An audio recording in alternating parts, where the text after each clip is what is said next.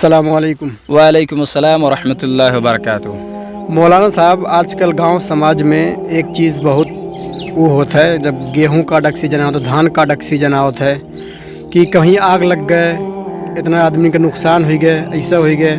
तो जो लोग आग लगावत हैं तो उन लोगों के लिए कोनो बता दो कि ऐसा ना करें, क्योंकि ऐसे बहुत लोगों का नुकसान होता है। इसके बारे में यह है कि हमें एक दूसरे को तकलीफ़ नहीं पहुंचाना चाहिए और कुछ खेत कटने के बजाय के बाद, जैसे चाहे गेहूं की कटाई हो चाहे धान की कटाई हो, लोग आग लगा देते हैं। इससे लोगों की फसलें तबाह व बर्बाद हो जाती है, ख़त्म हो जाती है।